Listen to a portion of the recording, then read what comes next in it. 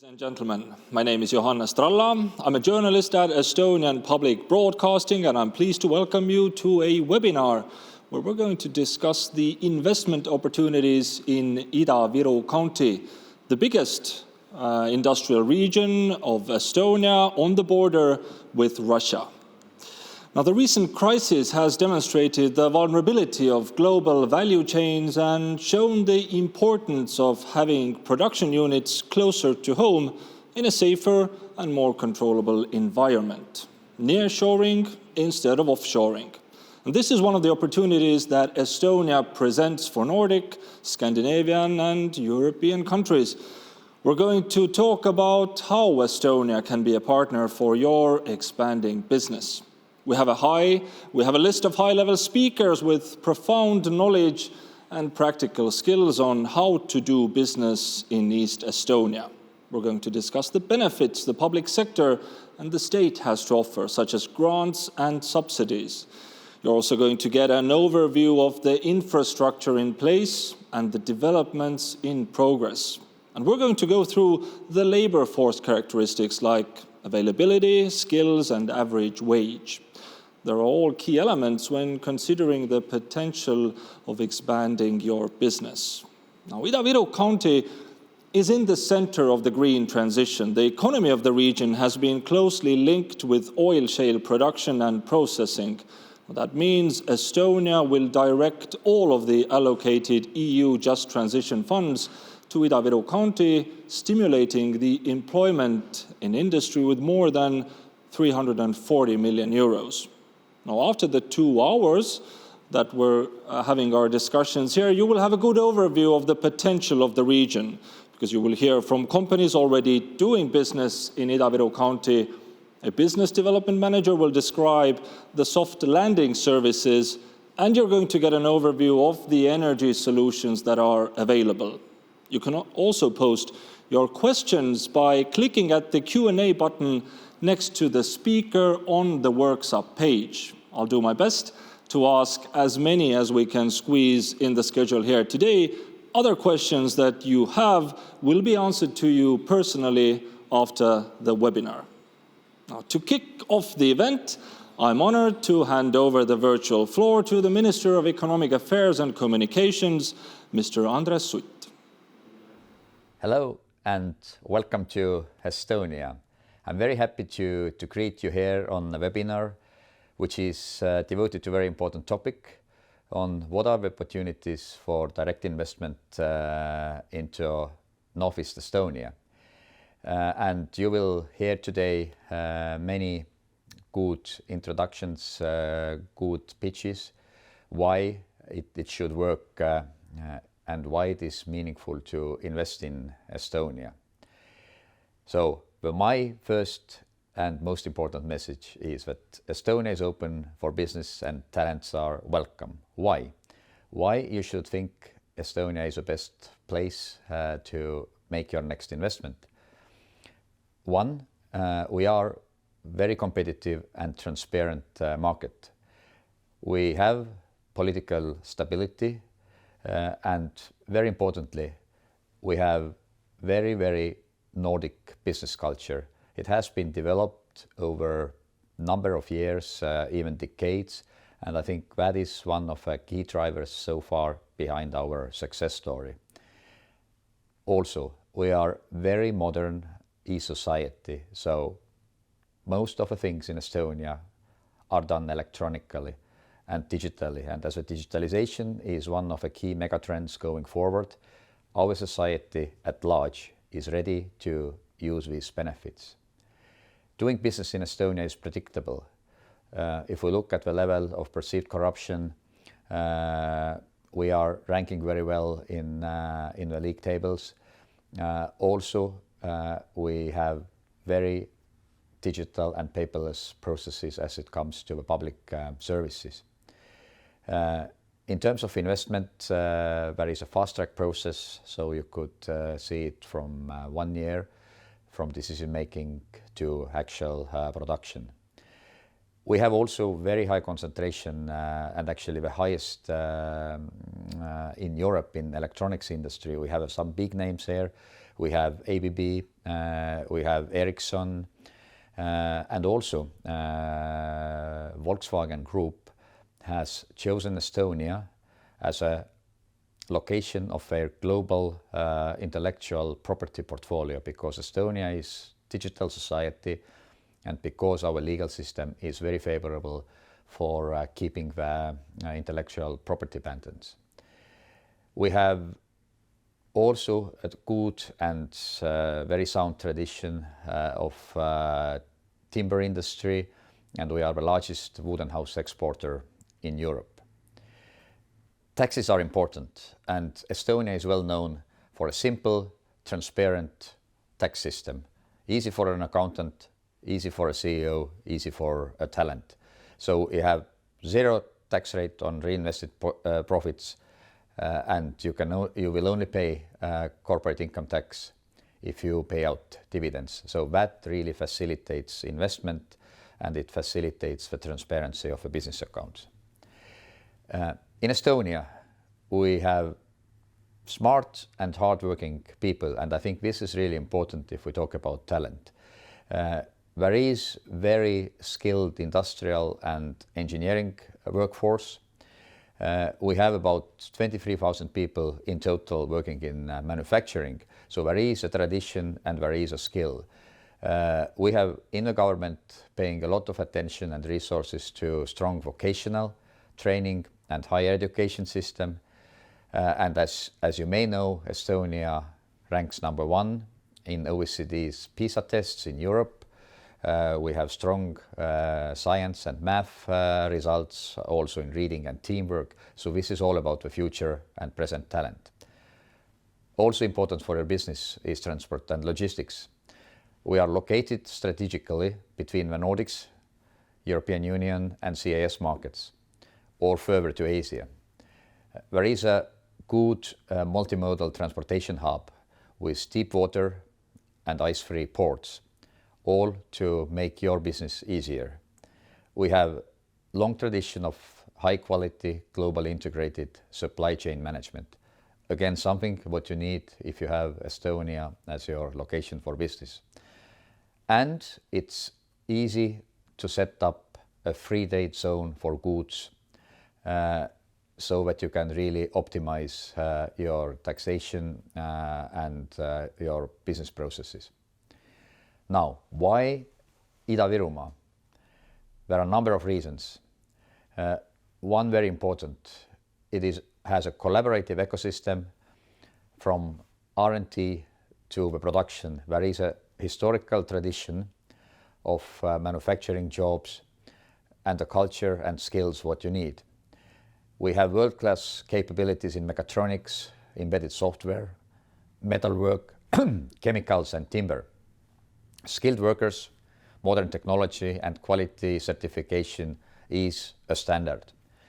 And if you combine it with efficient business environment, transparent Nordic business culture and financial attractiveness, this make Ida-Virumaa or Northeast Estonia very, very lucrative place for investment.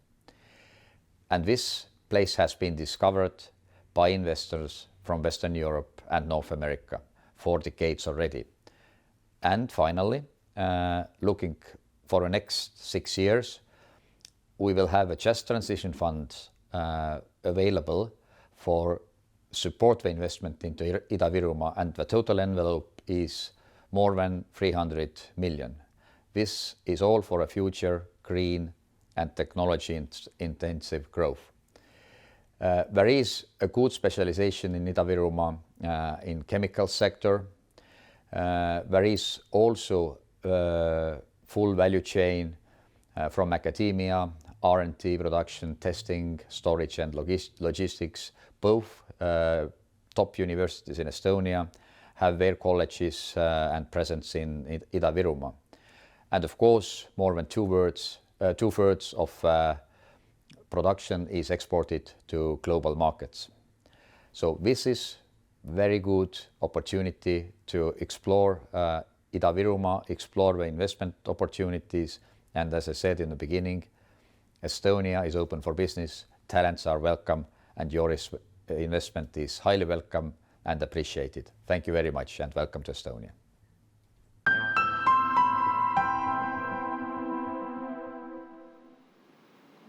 Thank you, Minister. So what a great overview on why to invest in Estonia. Now, while some of you are still probably considering whether to bring your business to Estonia, Fortaka Group, a Finnish enterprise, has been doing business in Narva for quite some time now.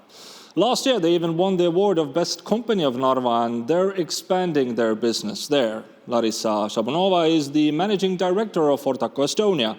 She's also the honorary consul of Finland for Ida-Viru. Larissa will tell you what they do and why they do it in East Estonia.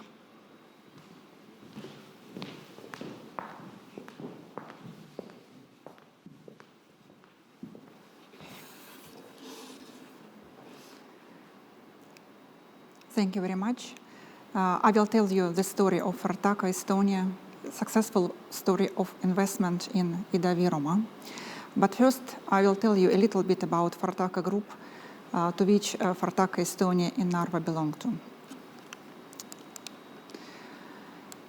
Fortaka is the leading brand-independent strategic partner to heavy off-highway equipment and marine industries, offering technology, vehicle cabins, and steel fabrications and vehicle assemblies.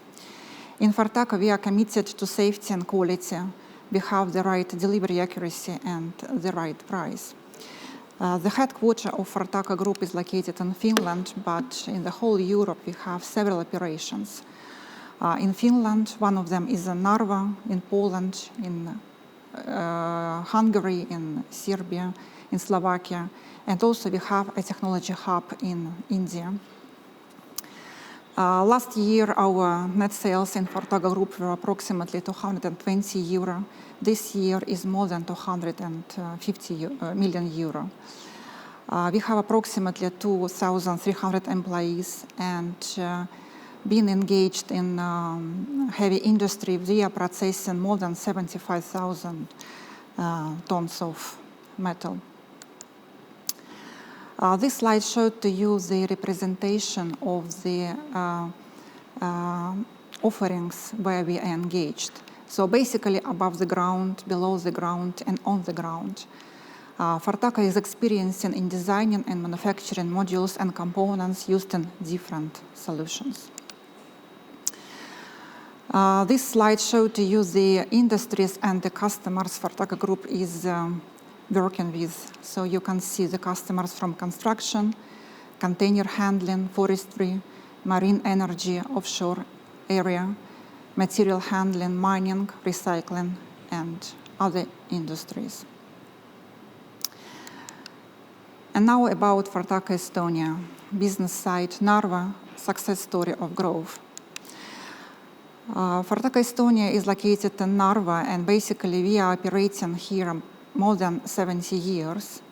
And earlier we were a part of Cargotec Group, but from 2012 we became a part of Fortaka Group. And when we started to be the part of Fortaka, actually our operations were unused by approximately 40%, and we produced our products only for one customer. So we were very much dependent on one customer and on one industry. And our strategic focus was how we can boost the sales in Narva, how we can increase the volumes, how we can increase operations, the number of jobs, and also to reduce dependency on one industry and on one customer.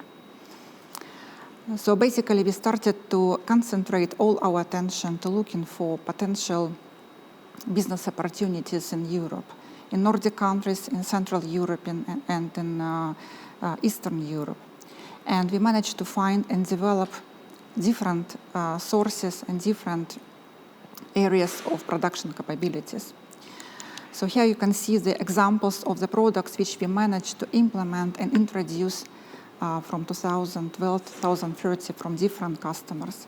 For example, crane booms and bases. You can see different booms and different steel structures. components and beams. And this is not all examples what we are producing. And if we refer to the present situation, then if you compare the situation from today to 2012, our sales increased practically 2 times. And our focus now is to increase the sales more because the opportunities are endless. By doing that, of course, there was a very big question how we make all these increased volumes. And there was made a strategic decision by Fortaca Group to invest in expansion of the operations. And actually in 2019 and 20, we did a really great project on construction of the new factory site with 10,000 square meters production areas and full of modern production equipment. So this building we put into operation in September 2020. Actually, the corona crisis was, of course, quite a difficult time, but we managed to find enough internal strength to continue the expansion project, not to freeze it and not to put it on hold. And as the situation shows now, that was a really right decision to continue the investment and to accomplish the project in the right time.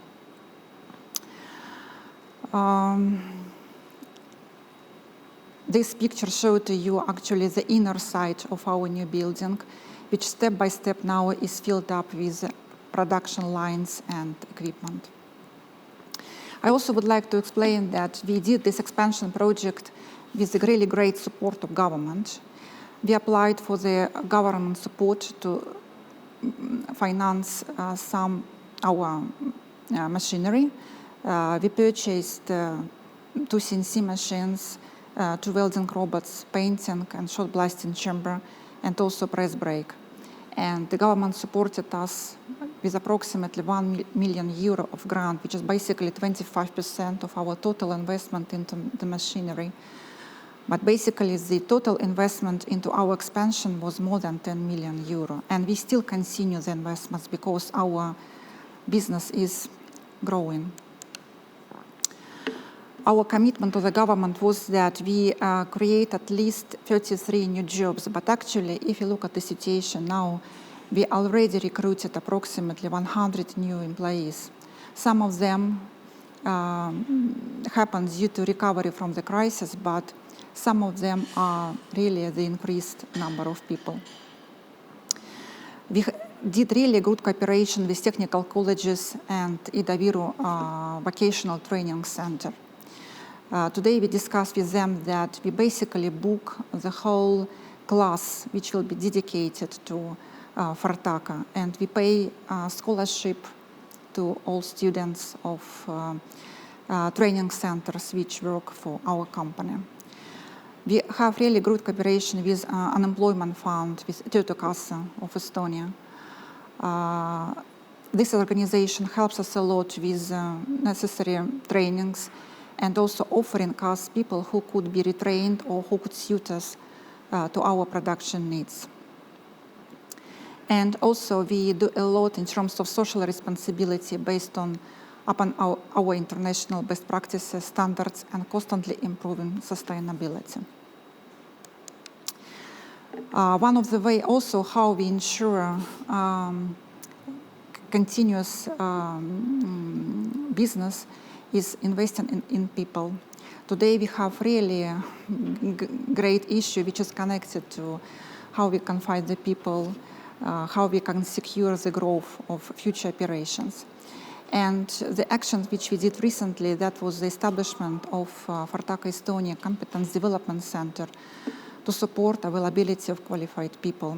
So we have a special premise, we have a special dedicated people who train young people to work for us. And because we did such a great step in expansion, creating new jobs and also improving social conditions in our area, we received several critical and important awards in 2020 as the best regional company for 2020, also the best company of Ida-Viru in 2020, and also the best company in Narva in 2020. On this picture you can see how the Prime Minister Jüri Ratas in 2020 gives us the award of Regional Mazikas 2020. But we don't limit ourselves with just expansion of production capabilities. We also improve our surroundings. For example, one old buildings from Soviet time, which belongs to Fartaka, now is under demolition. And we do this project together with Credex, also government support. And by the end of the year, we plan to demolish this building and to create really nice and modern parking area for 200 places. And since we are located in the center of Narva, this will improve a lot the surroundings of Narva and the view of the central street of Narva. And I would like to finish my presentation with what our people say about our company. You also will see some of our premises from inside.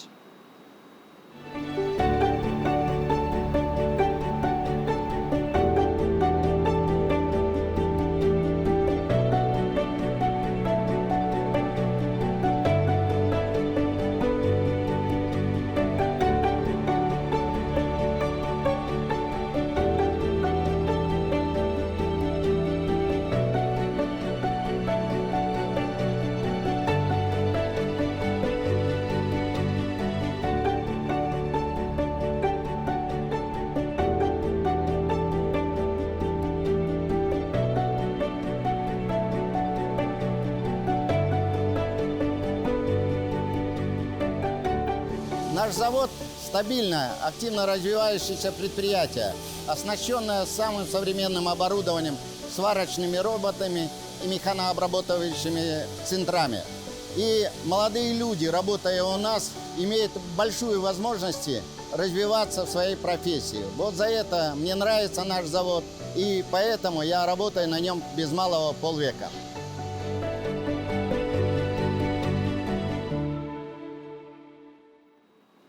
Thank you very much, Larissa. Yeah. We don't have any questions through workshop, but I may just ask one now, because our next speaker will describe the soft landing options that the services provide. I was just wondering, how have you experienced this? I mean, how easy was it to set up your business or expand the business in Ida-Viru region, and what kind of help did you actually experience? Yeah. Of course, it was not easy. It takes a lot of efforts. First, you need to find the opportunities, how you can implement it. But actually, we had really good marketing and sales strategies which could help us to bring the business into Narva. But I also would like to mention that we had really great support of the government from all the institutions, started from finance and trainings and education, and also the Støttekassa, who is an employment fund. So basically, I think that if there are opportunities, you need to take them, and you will have the right support from the government. Thank you so much, Larissa. Thank you. Our next speaker makes sure newcomers have a soft landing in Estonia. Ida-Viru Industrial Areas Development Foundation, or in short, IVIA, offers their customers extensive individual support in order to make the process of entering the Estonian market as fast, convenient, and as efficient as possible. Not only do they know all the important phone numbers, IVIA is also developing 5 industrial and business parks in Ida-Viru County. Nele Rogenbaum will tell you more about what they have to offer. But to set the mood, let's look at a video first.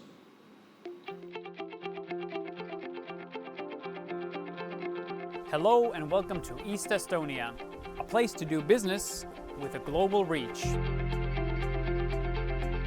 With the support of local governments, this region has a fully developed business infrastructure that creates a successful business climate for international companies. The city of Rakvere is where regional development for East Estonia is managed by the Estonian Investment Agency. The Estonian Investment Agency is not an organization that lands projects in Estonia. Companies are not projects for us. We genuinely care that they become part of Estonia's business landscape. We want them to have a voice here and succeed. Whether it's building relations with local governments, networking, or creating a local value chain for more efficient business, taking care of foreign companies' needs is their job. Vikan is a Danish concern operating in Estonia for over 15 years, and here we work as a family. For foreign companies, the Estonian Investment Agency does have exceptional aftercare programs, and this is why companies like us really want to stay here.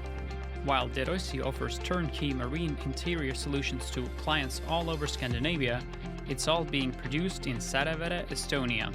We have an international team, but our headquarters is here in Estonia. In business, soft landing is paramount. IVIA provides free services related to project monitoring and integration into local business environment, as well as helping solve simple everyday problems that inevitably come up when you're staying in a different country. We help you expand your business. Here, you will find dedicated partners specialized in providing high-tech solutions for even the most complicated needs, ranging from design and marketing to qualified workforce, accounting, legal consultation, covering all your needs from starting your business here to sustaining it. Do you see your company here? Invest in Estonia. Here's how to get started.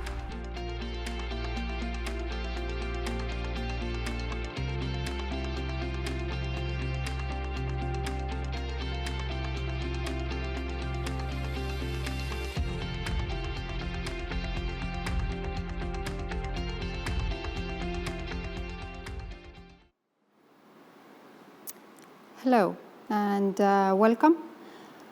And thank you for the opportunity for letting me speak to you about the northeastern county of Ida-Virumaa.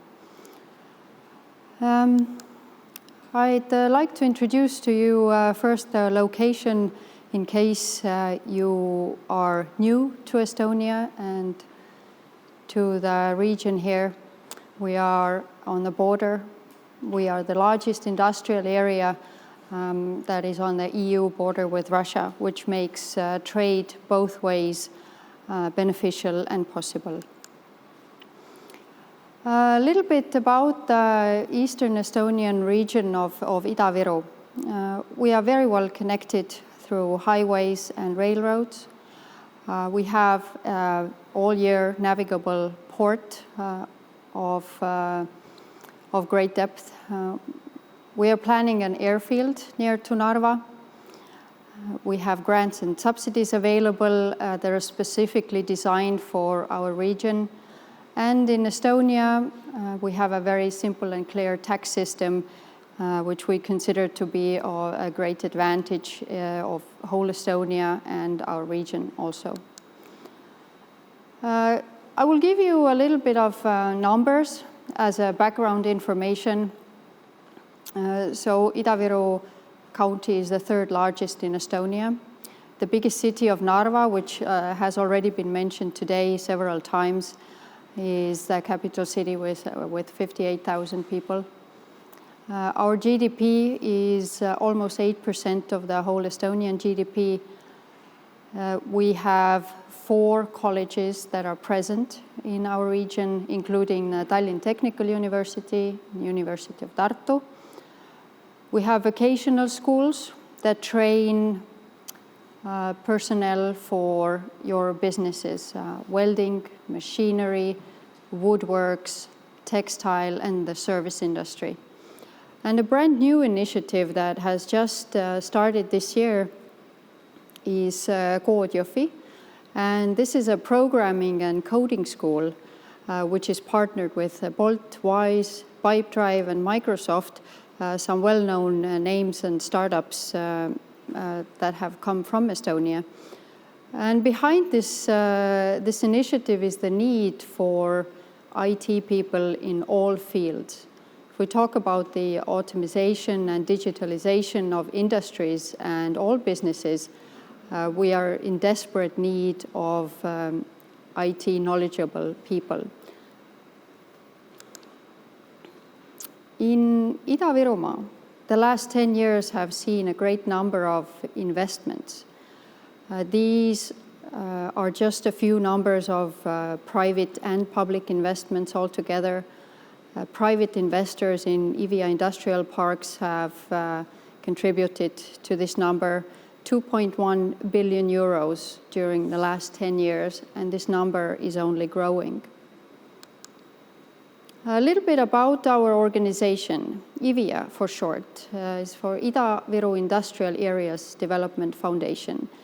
Our organization was founded by the Ministry of Economic Affairs and 4 local municipalities with the aim of attracting international businesses and creating jobs.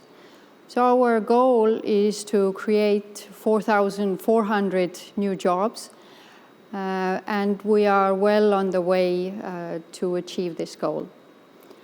But we are not only a real estate developer, but we do local investment promotion agency work as well.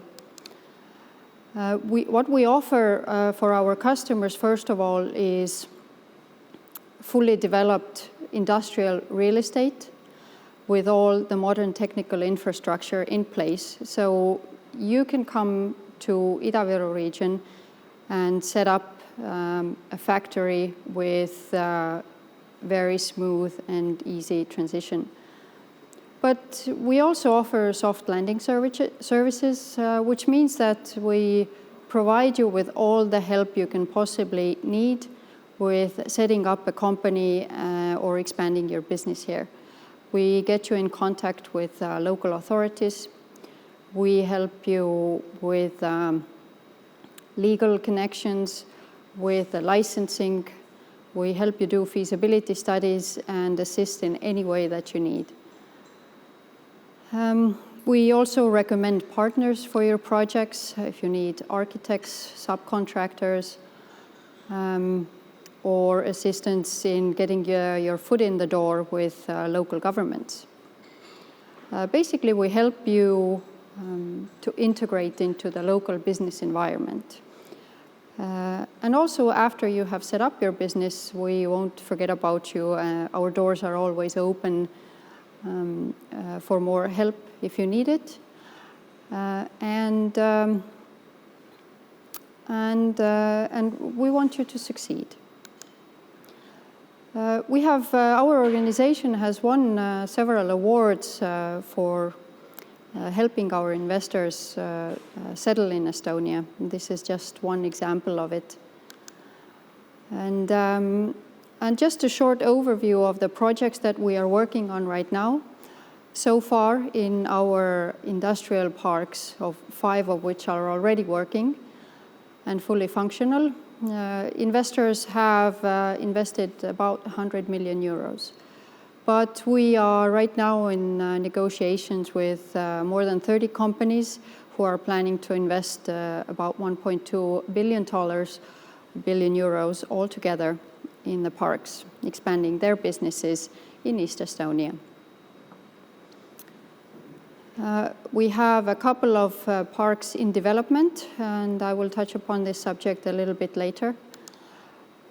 Just as an example, here is an overview of our Narva Industrial Park, which is almost sold out, as you can see from the picture. Just a few plots in the green still available. But in this business park, all the infrastructure is already built and in place. So water, sewage, roads, connections to central heating, and electrical substations, anything a business might need is already brought to the edge of the plot. So you can just plug in and do your business. Also there, because this area is close to the power station, there's a possibility to connect directly through a direct line of electricity, and it will cut the costs up to 30% of normal prices. One example of our Narva Industrial Park is Aquaphor. Aquaphor is a producer of water purification systems. So they came to us a few years back and built their first factory in our parks. Now, as we speak, they are expanding and building another factory nearby to this site, and they are already planning a third mega factory, which will be about 110,000 square meters in our third phase of this Narva Industrial Park. And Aquaphor is a very good example of one of our foreign companies who has come and stayed and is constantly planning expansions, and we're helping them to do that. One more example of a little bit of a different niche industrial park is the Baltic Chemical Park in the city of Kohtla-Järve. This is specifically designed to attract chemical companies. There are already several companies in place who function there. VKG is an Estonian producer and processor of oil shale. And right next to them is Eastman, an American company in the chemical industry. The specification or the uniqueness of this park is the railroad that runs through the park, which makes it a useful connection for companies that really need the railroad connection and to bring in their goods or export their goods via railroad. Now, this Estonian Industrial Symbiosis Agropark is our most ambitious project yet. In short, this is 1,500 hectares of old mining lands, of surface mining, that are no longer in use. And we looked at the area and the power station next to it, which is the largest in Estonia. And we wanted to work out a system or a park that uses the resources or the leftovers that we have from the power station and from the area, and see how we can use them in different kinds of industries to make the economy more circular and to have all these businesses connected to each other. So the park, the agro park in short, that we're planning there will have greenhouses. It will have biomaterial manufacturing, part manufacturing, biochemistry, and a large portion of the park is for renewable energy. And we also want to keep the green areas that are currently there and use the waterways and make it all work as one system. As you can see in this schematic, that all these companies, all these industries will be connected to each other. So right now we are in the phase of spatial planning, and we have partnered up with a Dutch company called Accept Integrated Sustainability, who is helping us with the concept and the connections in Europe to bring this idea really to life. We are expecting first investments by 2025, if everything goes well. Some other projects that Hivia is working on are not really related to real estate, but they are based on what our customers need. So one of these projects is, for example, an industrial robotics center, which is meant for the research development, testing of different automation platforms and lines, and training people. It started out with the idea from Aquaphor, one of our customers that I mentioned. Their need for their mega factory is 300 new employees who will have to work with industrial robots. But it's not only this company's need, it's a need for several other companies in the region. So we put our heads and ideas together and kind of initiated this project where the center will be funded and different companies can then train their people, test their new robots, and get everything in place before they move these people and the machinery to their actual place of business.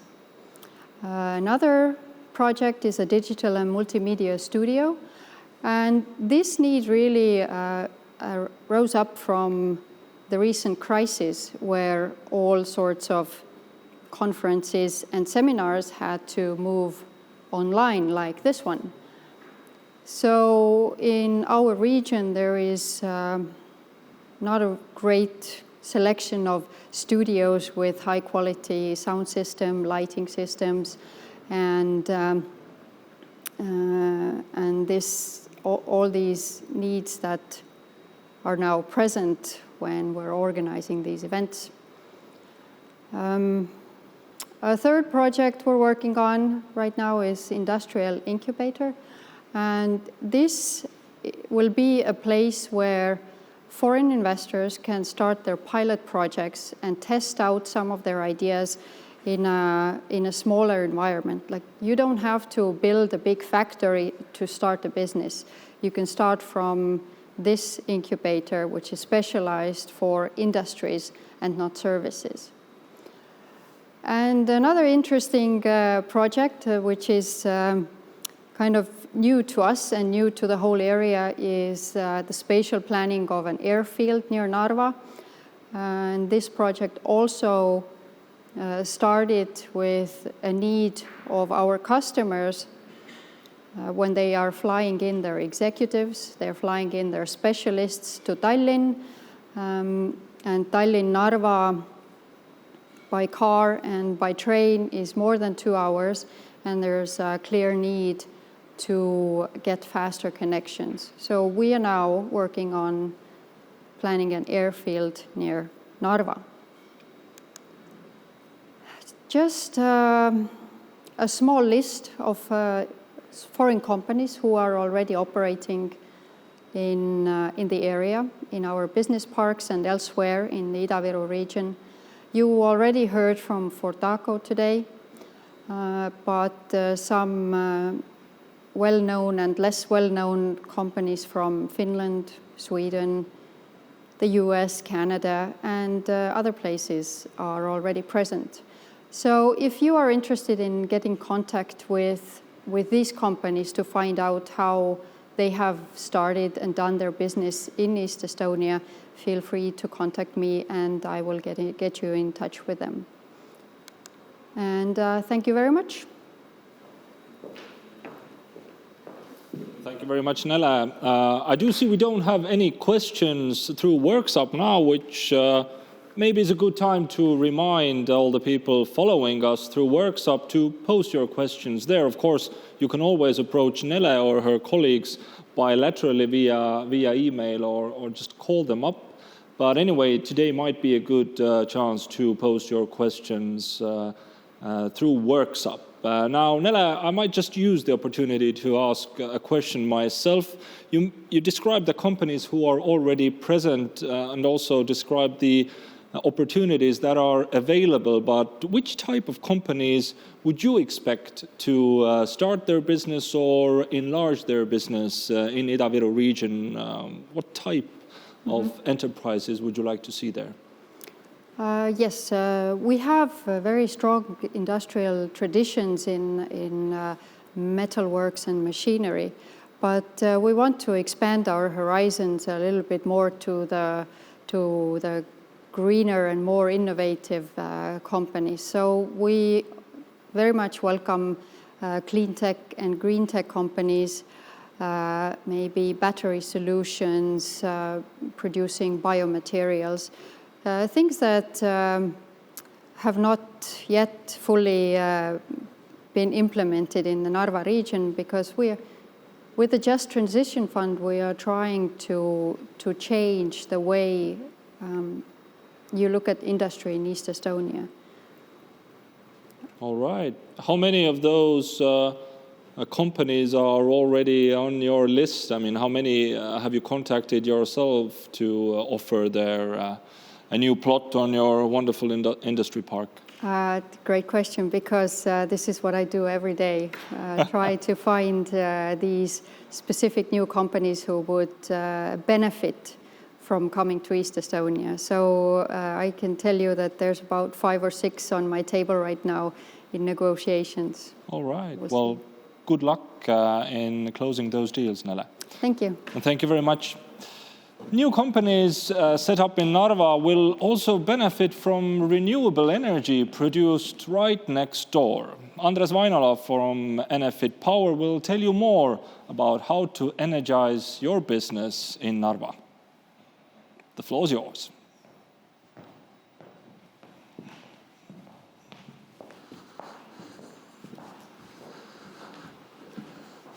Thank you, and I really have honor to be here to represent our company to our future customers.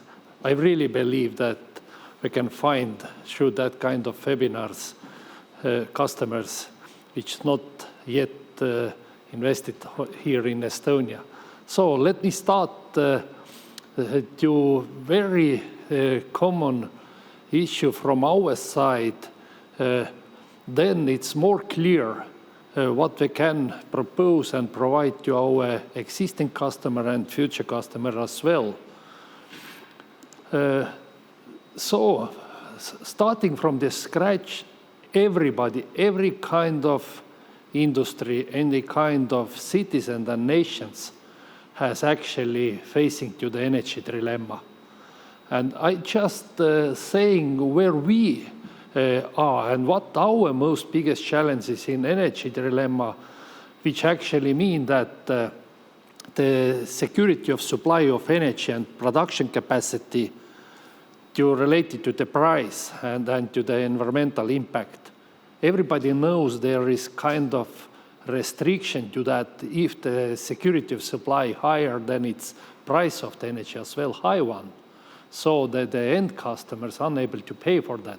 So our everyday duty is not just to find how we can provide the energy in best shape with production capacity, price, and environmental impact. But from our side as well, we're helping our existing customers to reduce their environmental footprint and to reach to zero CO2 emissions. So for that, we're basically doing green revolutions and try to find the path to the zero carbon emission, as I said already, not for only our production, but we're helping to reach that zero carbon emission to our customers as well. And through that journey, we're making kind of transformation from conventional utility business to more chemical industry. And for that, we're using more and more products from renewable research and circular research. So that's for basically for introduction to explain to our future customers what we were proposing to them, what we're ready to propose right now. So next to our one of the biggest power plant, which is the producing heat and power at Narva power plant, they set up kind of technology park, so-called Narva 2.0. And our aim is that to turn that existing production, which historically was based on fossil energy source, to 100% to renewable one. So, and I would say we're already in the middle of that journey, and you can see later on exactly what I mean in the middle of that journey to reach that 100% renewable energy production. Currently, we're locating actually our industry parks locating next to decommission and old Narva power plants units were already demolished and already switched off actually 4 different blocks in Narva power plant and made renovation of existing one some 10-12 years ago. And nowadays we're producing that electrical energy, almost 35% we're using renewable energy source for production of electrical energy and heat. So historically it used 100% kind of fossil energy source for production. Nowadays, we instead of that up to 35% using, for instance, wood chip and wood waste. So, which is according to EU legalizations, CO2 tax-free. So we shouldn't be pay for that part of generation, the CO2 tax. And what nowadays we're doing on top of that, we already set up kind of wind parks. We're extending our existing wind parks and solar panels on top and roof of our existing buildings. So nowadays we are able to switch through direct line that our existing Narva wind park, by the way, which is consists 17 wind turbines, each of them 2.3 megawatts. We can switch via direct line to end customer here who locating at our plots or nearby by our technological parts in Narva. So all of them inside of 6-7 kilometers, so we can able to make kind of direct energy supply to those technology parks. And on top of that, we still have a very good connection to the main grid, to the national grid. The volume of that up to 1,000 megawatts. So, which mean actually we're able to extend our production to our future customers, especially to the customers whose production is energy intensive. So that's capacity available for our existing customers and future customers as well.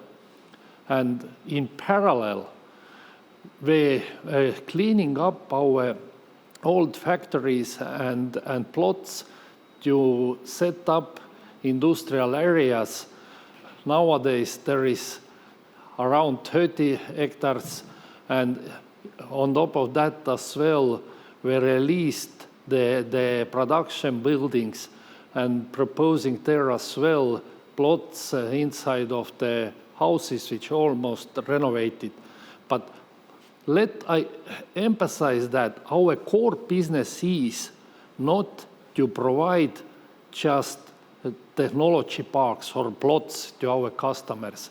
Our core business is to produce as cleanest energy as possible for our customers who are located nearby our power plants. That's as well, we're not competing with EVIA, who the developer of technology park. We're mostly cooperating with them, and not only with them, but with other heavy industries nearby Narva as well. So, as I already said that during that our journey to the zero emissions, we're already using 35% of wood chips and waste wood for production of our energy. But there is kind of EU initiatives as well to support that transition to be 100% green. And we have existing plan to turn by 2026 that existing power plants 100% to be renewable energy production. So by using all kind of food chips and other alternatives search of energy which is free of CO2 emission taxation.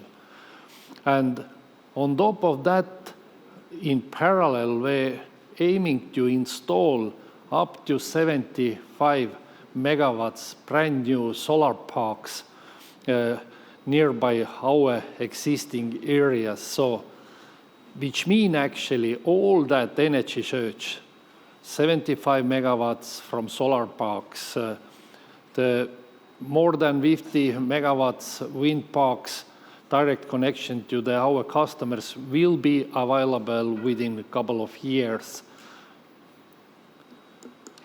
Then on top of that, once again, you can see the number of the plots and what kind of services we can provide to our customers as well.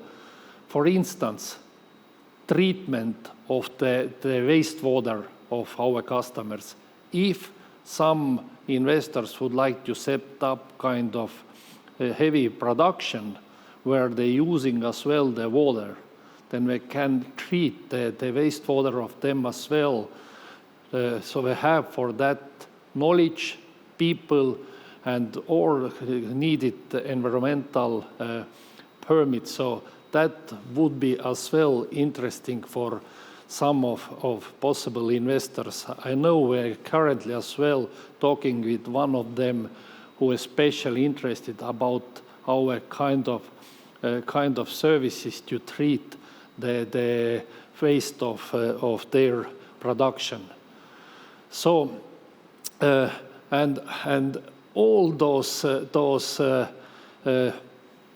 technology parks were related mostly to them who would like to use energy, not only the electrical energy, but as well the steam, not steam for central heating, but steam for the production. So that capacity is as well available for our partners nearby our power plants.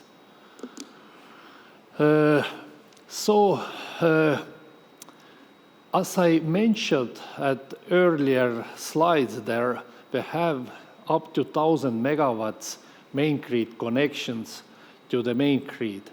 But currently, we're utilizing, I would say, only half of that. And especially for that purpose, we already started to negotiation with a couple of investors to find who would like to build up together with us, let's say, more than 100 megawatts energy-intensive production here.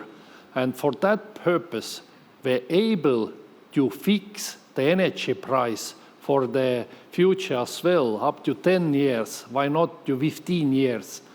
Everybody knows recently how all the energies, gas, electricity, gasoline jumps up.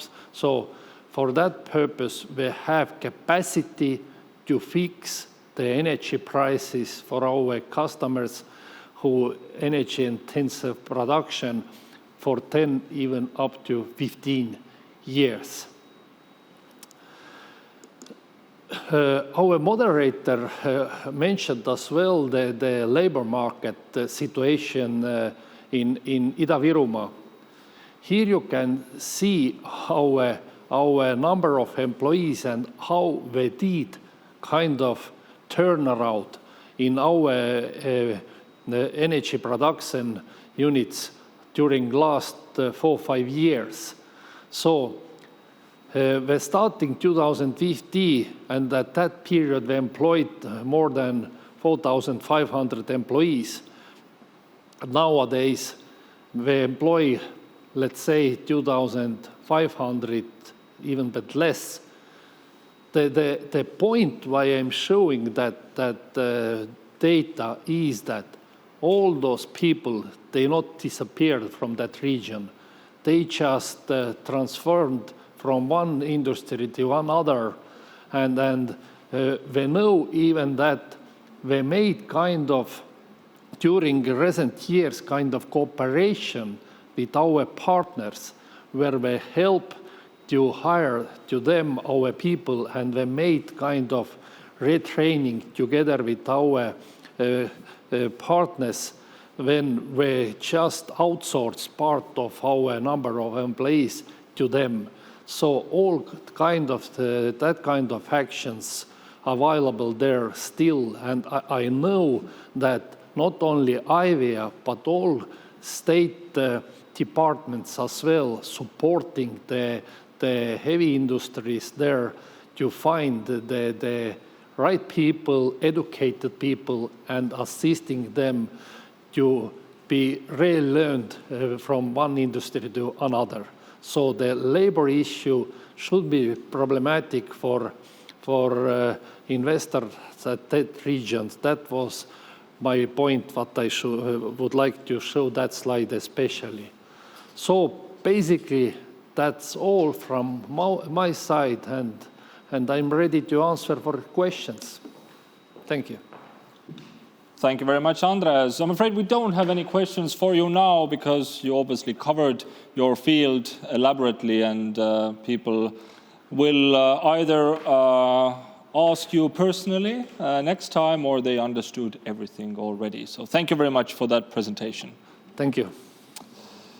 Ladies and gentlemen, the oil shale-related companies located in Ida-Viru region accounted for more than 50% of Estonia's total greenhouse gas emissions. Now that means the transition to climate neutrality will also have the largest impact on the Ida-Viru region of Estonia. Now that's not just a challenge, but also an opportunity for investors to use grants and subsidies, as all of Estonia's just transition funds will be directed to the region. Ivan Sergeyev from the Ministry of Finance will explain in greater detail. Ivan, the floor is yours.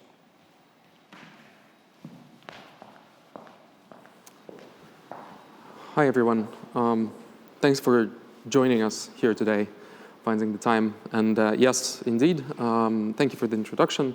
My name is Ivan Sergeyev, and I am the coordinator of the Just Transition process at the Ministry of Finance in the Republic of Estonia. And yeah, you've heard plenty of information today, but one important part is, yes, indeed, the oil shale sector is highly concentrated in the Ida-Viru region of Estonia, and that is why the Just Transition mechanism, of which you might have heard in relation to other countries in the EU, will be applied specifically to that region.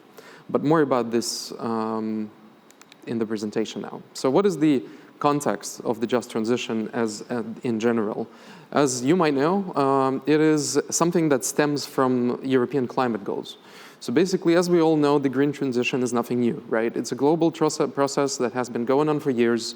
For example, in the case of Estonia, it started in 1994 when we as a country joined the United Nations Framework Convention on Climate Change. And then since then, we've been gradually adjusting our emissions. We've been, trying to make them as small as we could. In 2015, the Paris Agreement set an aim to stop global warming maximum at 2 degrees Celsius, or preferably, if possible, at 1.5 degrees by the end of the century. For this, it is necessary to reach a so-called climate neutrality. Climate neutrality doesn't mean that we don't emit any CO2 into the atmosphere, but it means that we are able to, that the net emission is zero. So if we do emit something, then we need to be able to capture it and store it or utilize it in some way. And so based on this overarching goal of climate neutrality, which different countries or different regions set deadlines for themselves as to when to achieve it. For example, as you might have heard, China has set its goal to 2060. But for example, the EU collegially and Estonia specifically on the scale of the country has set the goal of reaching climate neutrality by 2050. Just to have an idea of what kind of numbers or what kind of a transition we're talking about, then in 2017, Estonia's total greenhouse gas emissions amounted to about 19 million tons per year. Achieving climate neutrality, in our case, on the scale of a country, means that we would be able to afford, let's say, to emit only a little over 2 million tons of greenhouse gases per year. So, as you can see, it's more than an 8-time reduction if you compare it to 2017. However, Estonia has been doing pretty well as far as achieving our climate goals is concerned. So, if we look at the, let's say, the time with which we measure our achievement, which is 1990, we've already achieved more than a 60% decline in our greenhouse gases. Especially the decline has been obviously drastic after the collapse of the Soviet Union. But lately, in the last few years, we've also been making quite remarkable strides as far as reducing our CO2 footprint, increasing the amount of renewable energy that we use, as you just heard. And so we're kind of well in line with our strategic, or like on track with reaching our strategic goals. Also, considering that the climate neutrality as such is not a new concept, but it is a new commitment that the European Union has taken. So in order to align ourselves better with this new strategic commitment that we've made, and a number of strategic documents are currently being in review by the government, by the parliament in Estonia. But one thing is for certain, is that the transition, although it is a good process and we have to make the transition, we really have no choice if we want to, keep existing on this planet. The point is that the transition is not quite as smooth for everyone. It's not, for some of us, it's switching to, to the renewable electricity, to something else. But in cases of certain regions, this transition is a really painful process. For example, as was mentioned before, the oil shale sector in Estonia is highly concentrated in Ida-Viru, and that resulted in the fact that in 2019, by now, the proportion has changed a little bit, but in 2019, the oil shale sector-related companies located in Ida-Viru accounted for over 50% of Estonians' total greenhouse gas emissions. So it's obvious that the transition to climate neutrality will have and is already having a major impact, specifically on the Ida-Viru region in Estonia. The impact of the transition is very varied. We've conducted a study which is called the Adaptation of Ida-Viru County's Economic and Labor Market to the Reduction of the Oil Shale Industry, and also, let's say, carried out a number of different outreach activities. And what we're seeing is that the impact of the transition towards climate neutrality in Ida-Viru means obviously a cascading economic effect on the entire economy of the region. It impacts employment, jobs in the region, career and training opportunities. It also impacts migration decisions, the general sense of security, and how do I say, like how sure people are about their region, and so on and so forth. And those are how do I say, they're not simple issues. They're obviously very difficult. This is a wicked problem, as we now transition to climate neutrality. But these are really clear and dealable things. And so this is why last year, in 2020, the European Union decided to establish a so-called just transition mechanism. Obviously, the transition that Ida-Viru is undergoing is not, it is unique, but it is similar to the transition that a bunch of different regions all throughout the European Union need to undergo. So the just transition mechanism and the just transition fund that we're going to talk about in a second is something that actually is, it covers the whole of the EU. But we do need to remark that in case of Estonia, the amount of funds that is going to be pulled into the Ida-Viru region is the highest per capita comparing to the other countries of the EU. So what is the just transition mechanism, technically? The just transition mechanism, its goal is to enable regions and people to address the social, economic, employment, and environmental impacts of the transition towards our 2030 targets, and also the climate neutrality by 2050. In the context of Estonia, since Ida-Viru is the most impacted area, it is also the target territory for the Just Transition Mechanism funds. And in order to access those funds, we're currently compiling a so-called territorial just transition plan. The just transition mechanism, as such, consists of 3 pillars. The first pillar is the Just Transition Fund, and you've probably heard about it previously. This is a fund that is basically foreseen for grants, for the money to be dispersed in order to motivate the development of the region, the transition of the region, and those funds are, let's say, well, yeah, grants. You don't have to return them. So the volume of the funds in case of Estonia is about 340 million euros plus technical assistance. And as I said, it's the highest per capita rate in the EU. The second pillar of the Just Transition mechanism is the so-called Just Transition scheme under InvestEU. Probably a lot of you have heard about the InvestEU mechanism. That is also something that can be applied throughout the European Union. However, for the Just Transition, there is a specific window to be used in the InvestEU program. And what it is essentially budgetary guarantees for private sector. It supports investments into sustainable infrastructure, development, innovation, digitalization, and one of the goals is to provide access to finance for small and medium-sized enterprises. And the third pillar is the public sector loan facility. So obviously the transition is not something that only the people and the economy have to undergo, but also the public sector that is being supported by the taxes that the private sector pays. So the third pillar addresses specifically the needs of the public sector. So in short, the first pillar is grants. The second pillar is essentially loans and budgetary guarantees for the private sector. And the pillar number 3 is loans and guarantees for the public sector. So what could be supported under the JTF? Essentially, anything that has to do with modernization, diversification, economic reconversion, micro-enterprises, SMEs. So productive investments into mostly SMEs. The SMEs are, let's say, the target group for the JTF. SMEs, just to make sure, are the companies that are that employ less than 250 people and who have the annual turnover of less than 50 million euros. But what else?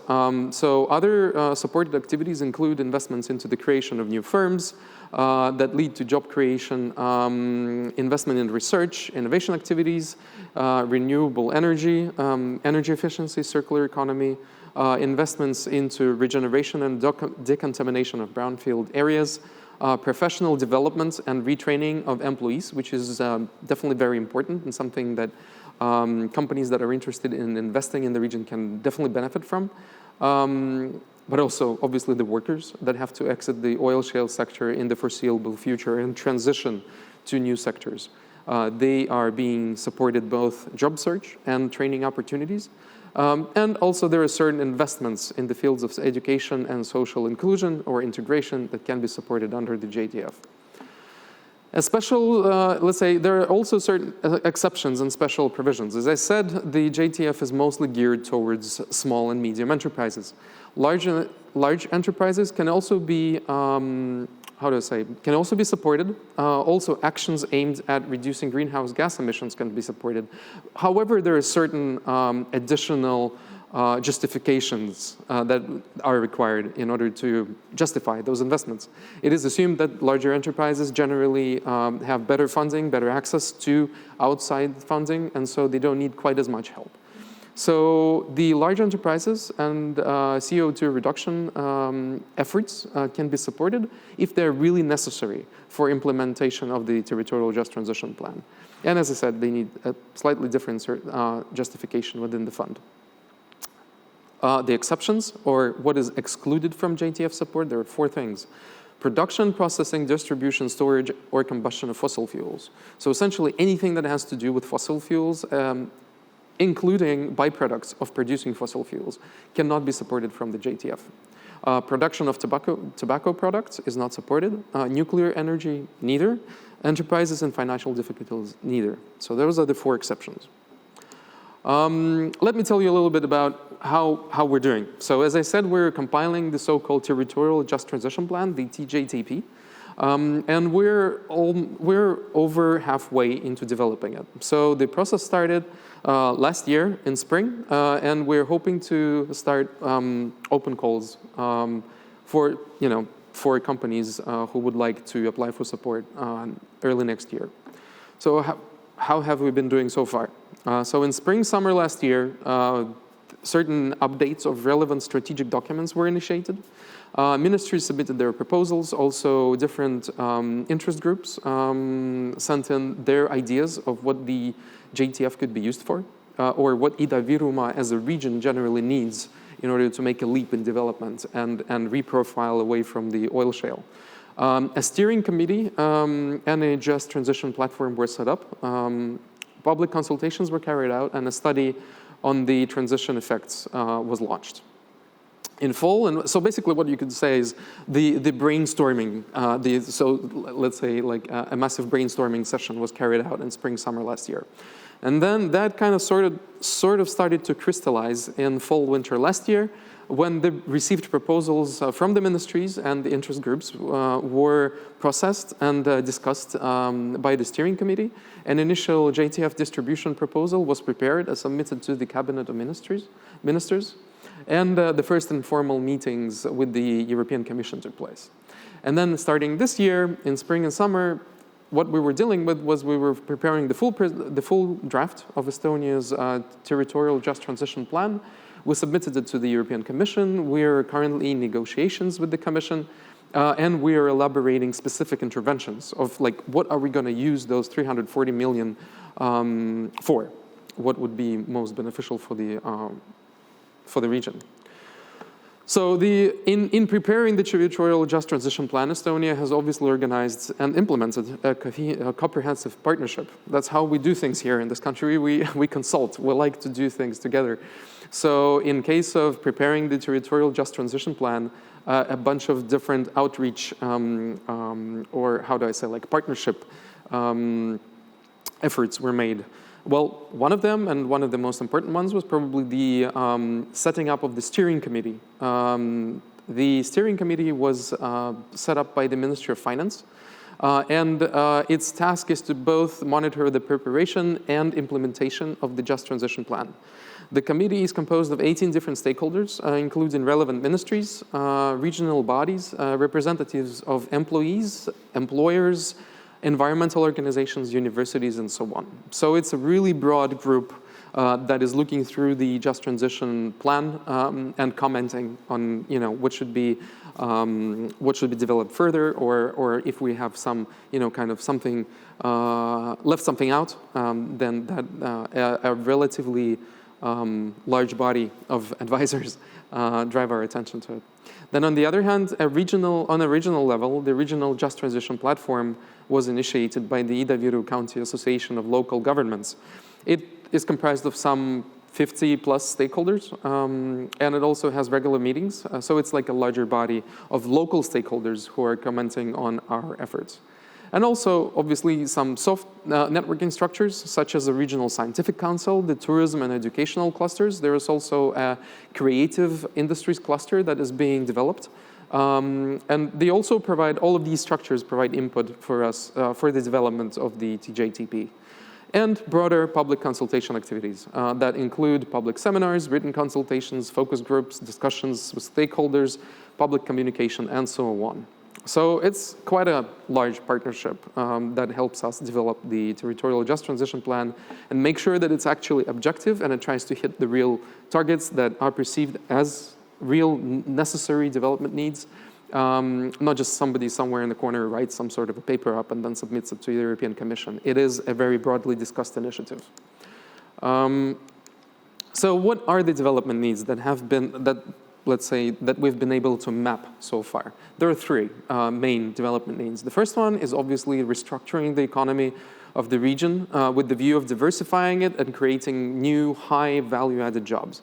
So what that means is setting up the modern, well, not setting up, but developing a modern manufacturing industry. As you've heard from the presentations before, modern manufacturing industry is not something that is like new to the Ida-Viru region. People are actually used to working in industrial and manufacturing facilities. So in that sense, that's something that we can just develop. It's something that is natural for Ida-Viru region. Also, the diversification and creation of a viable service economy is highly important. So all of those workers, they need to, there needs to be enough services to make sure that they're motivated to actually stay in Ida-Viru and work there and be productive. Development of higher value-added products and services is something that we need to deal with, and also addressing market failures in access to capital investments and R&D, since there are some currently. The second most important development need is supporting the people and the communities impacted by the transition process. So reprofiling and labor mobility support for oil shale sector employees is paramount. Skills development and as part of the restructuring, providing a social safety net, activating participation of the communities in the process of transitioning. So the transition is not something that is being done to the communities, it's something that the communities need to have an active say in.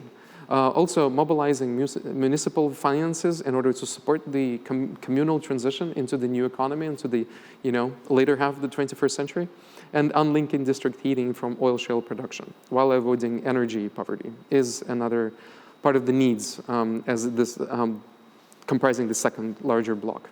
And the third one, not surprisingly, is alleviating environmental impacts related to the mining of oil shale and its processing. So that includes rewilding and rehabilitation of contaminated brownfield sites, increasing the region's circular capacity, and developing it as a part of the restructuring of the economy. So not just, circular capacity, but kind of making sure that it's an innate part of the new economy that we're trying to build up in Ida-Viru. So now to the interesting part. What is let's say, the proposal? So what are we planning to do actually with those 340 million, knowing everything that I've just presented to you? So what we've done is we've roughly divided the funds, the 340 million, into two major programmatic strands, as we call them. One is the economy and labor, and it will have about 80% of the overall JTF volume in Estonia. It was highlighted as the most important challenge. It was highlighted as the most important growth opportunity for Ida-Virumaa, and so that is why let's say, the lion's share of the JTF is going to go towards economy and labor activities. The second programmatic strand is environment and social inclusion, and this strand tackles social, environmental, and community aspects of the transition. So what are those two strands comprised of? The first one, the economy and labor. The biggest chunk of the 250 plus million that goes into this strand will be given to, or let's say, routed to Ida-Viru Grant Investment Grant. I'll go a little bit into detail about it a little later. But this is the grant that will support really large-scale investments. Second intervention is increasing the knowledge intensity of Ida-Viru entrepreneurship, 50 million for that. Services in support of economic diversification, so helping diversify the region's economy away from oil shale and towards future-proof, climate-neutral economy. 25 million are foreseen for this activity. Ida-Viru Small and Medium Enterprises Investment Grant, which is geared it's called small and medium enterprises, but it's mostly geared towards really small and micro enterprises, I would say. So it's mostly, and you can also see from the allocation to it, 15 million. Obviously, no major investments in this activity, but digitalization, updating, let's say, systems and production processes is something like some of the activities that could be supported through this fourth activity. Then the JTF labor market measures, obviously geared mostly towards the oil shale employees who are exiting the sector, and they need to be made to feel comfortable and cared about while they are transitioning. But this is also an interesting measure for the companies planning to make an investment in Ida-Viru to keep this activity in mind, knowing that their future employees are being taken care of by the JTF in Estonia. And the sixth, let's say, major activity in this strand is increasing the volume of in-service training, vocational higher education offering, 25 million. The second strand is the environment and social inclusion strand. And here we have 5 activities. First of them is decoupling district heating from oil shale. I'll maybe explain a little bit as to, this is important because so far a number of cities in Ida-Virumaa have been heated by the, let's say, refuse heat of the oil shale processing processes. And so if we're exiting or phasing out or basically in the context of our climate goals and the exiting oil shale, it is obvious that they can't just leave people and leave cities without heating solutions. So the JTF tries to tackle this issue as the first activity in the strand of environment and social inclusion. Alleviating environmental and health impacts of oil shale mining and processing is the second activity. Empowering people's well-being in Ida-Viru deals mostly with social welfare, health issues, let's say providing mental help to the employees of the oil shale sector and such. The fourth activity is local government investments in JTF-eligible areas. So making sure that the local governments have the funding to invest into things that they perceive as most important in order to support the transition of their communities. And the last one, and my personal favorite, is the support for regional initiatives amplifying the just transition. As I said, the just transition obviously stems from climate goals, and it deals mostly with economy and labor, but we need to make sure that the community is on board. We need to make sure that the community actually participates in the process of the transition. And this fifth activity in the second strand of Estonia's JTF is meant explicitly for that, to support the youth, to support let's say, the parts of the society that usually don't speak up too much, make sure that we cherish and kind of reanalyze and utilize well our previous industrial heritage and activities like this. So to go a little bit deeper into detail on three specific interventions that might be interesting to you, I prepared a few slides on those three specific activities. The first one is the Ida-Viru Grant Investment Grant.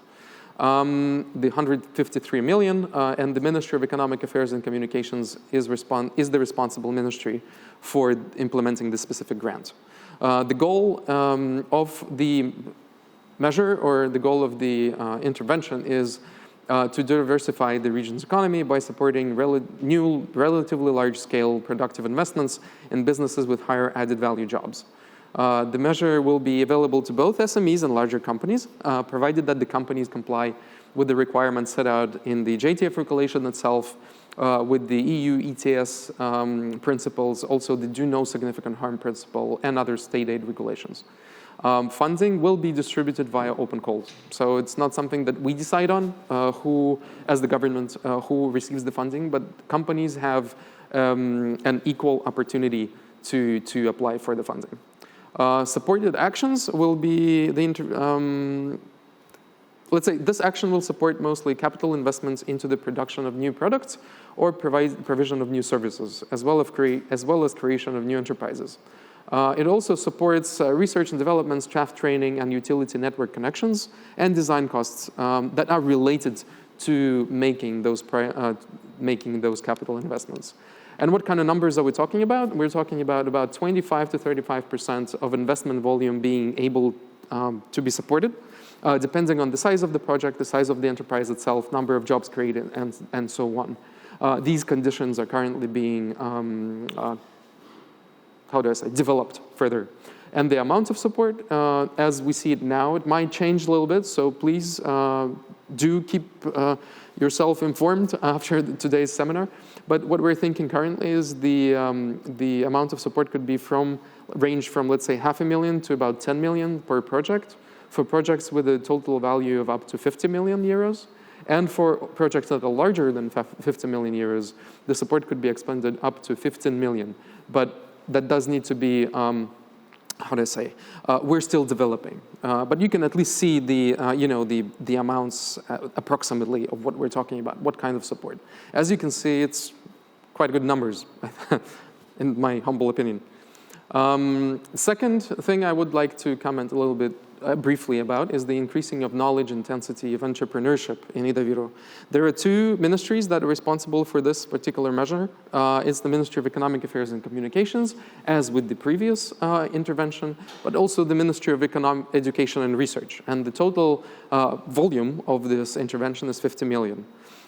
Through this measure, what is supported is, let's say, the structural shift of the Ida-Viru economy through the development of knowledge-intensive economic activities with higher added value. Funding will also be distributed via a combination of open calls in case of enterprises and supporting enterprise activities, and direct programmatic funding in case of R&D institutions. Supported actions vary from applied research, creating, testing, and piloting new technologies, hiring scientific personnel, and so on. And the third one is the services in support of economic diversification. Essentially, the intervention aims to increase the volume and improve the quality of business development services in the region, including through business incubation, development of startups, tourism and creative economy, ecosystem, and so on. So basically, let's say if it was an older company that is already in Ida-Viru, through this measure, they can receive support to find new avenues for development or receive advice as to where to develop in the context of our new climate goals. The time frame is pretty fast. We're hoping that by the end of the 2022, applications should be submitted and decisions made on projects and proposals in the amount of at least 134 million. So if you have good ideas, do keep us in mind, start preparing your submissions, let's say. By the end of 2023, we're hoping that 191 million will be committed. And the payouts, by 2024, 60 million worth of projects should be completed. And by 2026, at least 3/3 of the whole fund volume needs to be paid out. So this is it. Going forward, essentially we're refining our territorial just transition plan. We're having other technical meetings with the Commission. And we hope to have the documents approved by the Commission early next year, and then also start the open calls. And let's keep in mind that we're doing all of this, obviously, to restructure the economy of the Ida-Viru region and all of that, but we have some higher goals in mind, and that is the climate neutrality. So this is the way we all can participate in it, by investing in and providing new jobs and building up new economy in the Ida-Viru region. And thank you very much, and hope to see you soon. Thanks a million, Ivan. We have one question for you, actually, before you leave the stage. You described all the support schemes very in a detailed manner, but what support schemes, funds or grants can be practically useful for renewable energy project developers? I guess a renewable energy project developer asks. It depends on what kind of renewable energy we're talking about, because if we're talking about establishing, let's say, wind farms, then there are other grant and support schemes in Estonia that deal with that issue. So the JTF, as I mentioned in the very beginning, the main goal of the JTF is not to make the energy transition. It is to alleviate the impact made by the energy transition, right? So there are slightly different goals. So in case of the JTF, what could be supported, for example, if it's a company who wants to invest into a production facility for accumulators, superconductors, to produce wind turbines in Ida-Virumaa, then yes, this is your program, let's say. But if you're planning to actually build a wind farm or a solar farm and then sell electricity into the grid, then you might want to look into other support mechanisms that Estonia has available. And I think the Ministry of Economic Affairs and Communications, check out their website. They can be very helpful if you're looking for something like this. Great hint, Ivan, and thank you for a very elaborate presentation here. Thank you very much. Thanks. Have a good one. Now that Ivan has left the stage, I feel again rather lonely, just surrounded by machines, tech, and huge screens. And I'm glad to note that although robots are getting better every day, we still need people. Now, Katrin Eero will describe the labor market in Ida-Viru region. What can you expect, education or training-wise, from the people living there? What are the average salaries, and are there actually working-age people available? Katrin knows all the numbers. The floor is yours.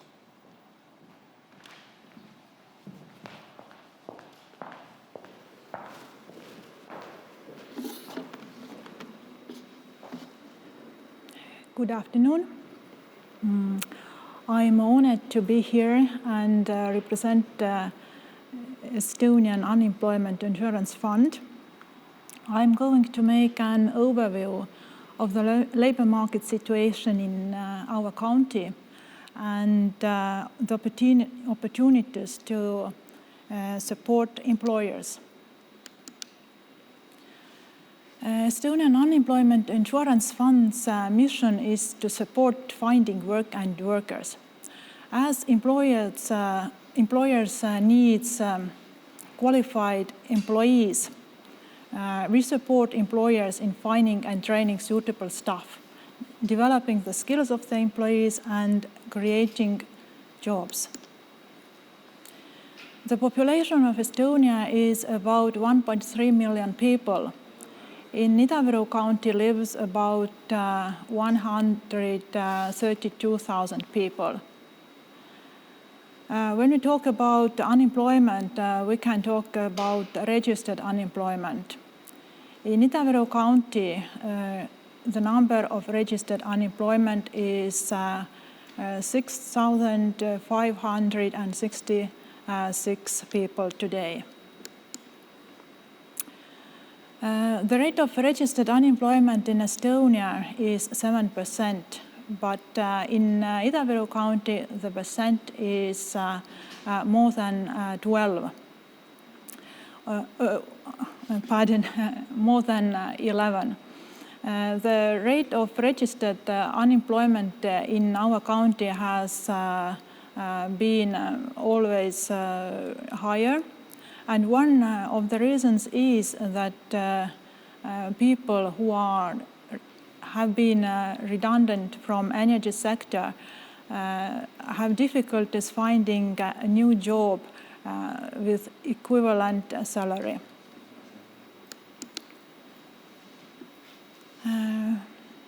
43% of unemployed people have vocational education.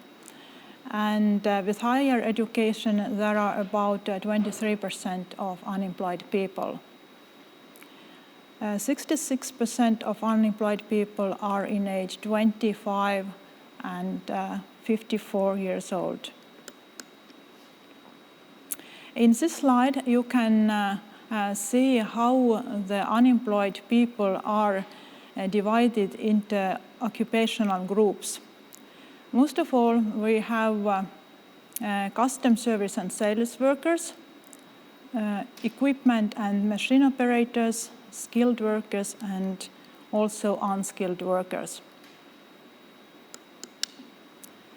More than 45% of the job offers in Estonia are mediated by the Estonian Unemployment Insurance Fund.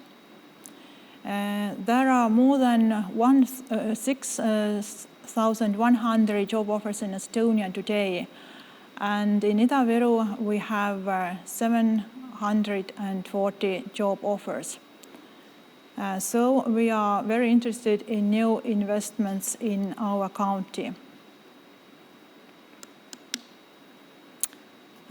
In this slide, you can see monthly gross wages in our county in different positions.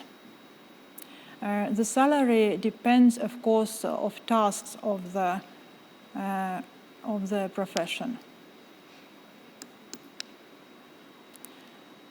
In this slide are shown the main services for employers to support them and to support them.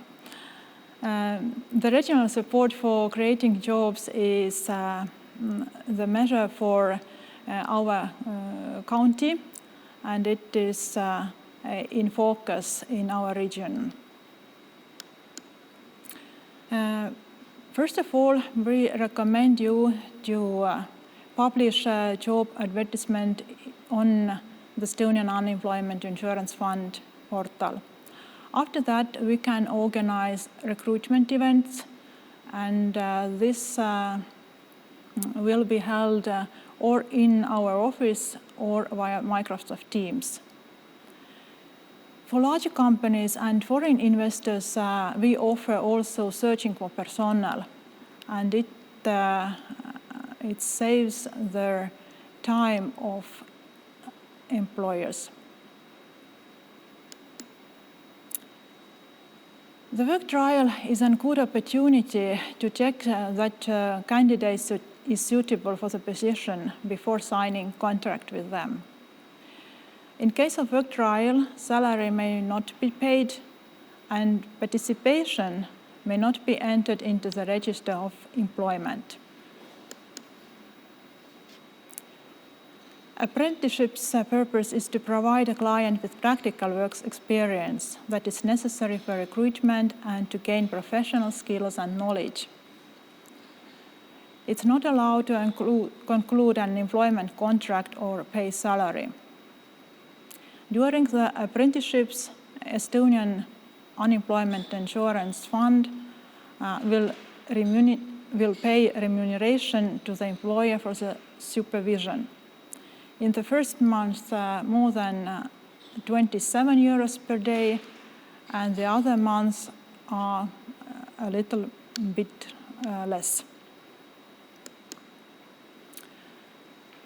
A wage subsidy is a support given to hire unemployed persons like long-term unemployed, with people with a reduced working capacity, and young people who have not worked or have short-term work experience. This kind of wage subsidy is called My First Job. The amount of the subsidy is 50% of the employee's salary gross, but no more than the minimum wage.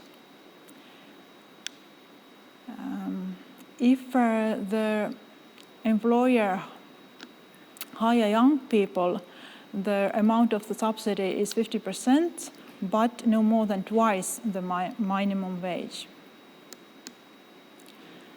Wage subsidy is paid for half of the period of employment in case of fixed-term employment contract, or 6 or 12 months in case of permanent contract.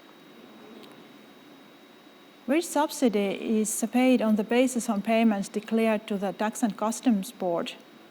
So you are not need to provide us any additional documents.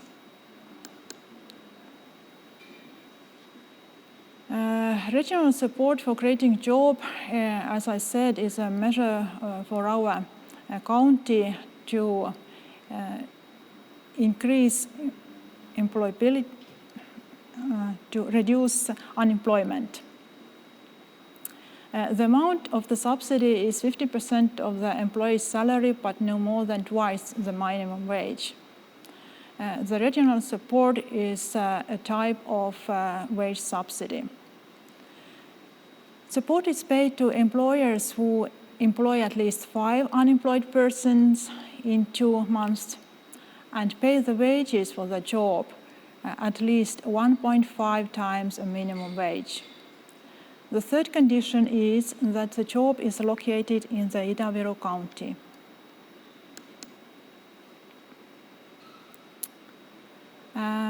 Training cost compensation's aim is to help develop the employee's skills and increase their employability on the labor market. We compensate the employer 100% for work-related training costs, but not more than 2,500 euros per employee. It's in case if the employer hires people with wage subsidy like My First Job or regional support for creating jobs. Employers can apply for a training grant to recruit new employees, train employees in changing circumstances, develop employees' Estonian language and information and communication technology skills, and we will generally compensate up to 80% of the total costs, but not more than 2,500 euro per employee. If employer hire new employees and they are our clients, then we will generally compensate up to 100% of the total costs. The training grant compensates the employer's training costs, transport costs if it takes place outside of Estonia, and wage costs in the rate of the minimum hourly wage. And what are the advantages of Ida-Viru County? Ida-Viru has always been and always will be an industrial area.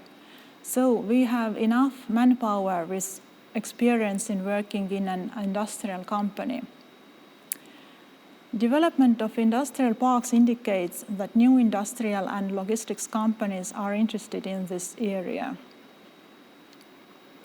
Estonian Unemployment Insurance Fund has opportunity to help employers with regional support for creating jobs. Also, we make close cooperation with local educational institutions like TalTech Virumaa College and Ida-Virumaa Vocational Education Center to train the necessary workforce. And now an example of cooperation with an investor. Primatech Coatings is the biggest in Russia and one of the most modern manufacturers in Europe producing powder coatings. Primatech Coatings started working with us to recruit employees in the summer 2018.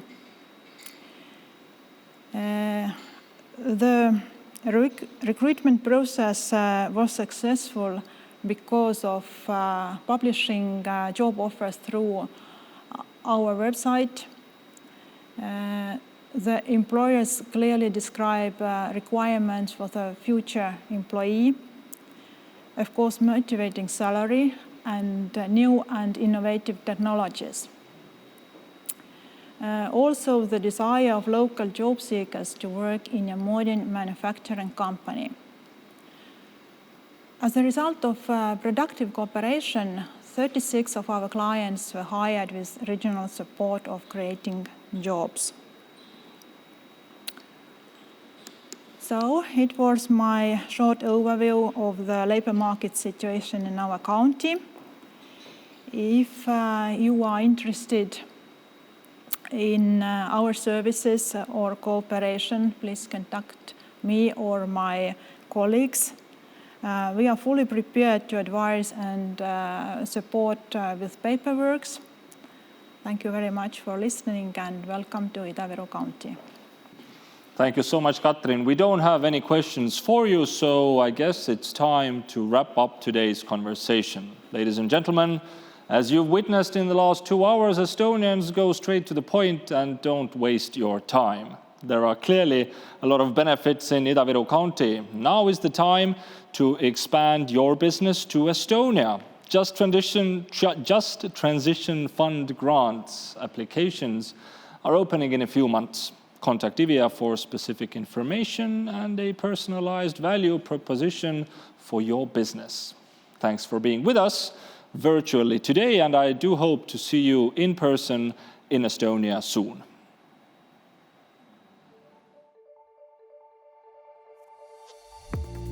Anyone can change the world. Estonians have always been striving for innovation in technology and our way of life.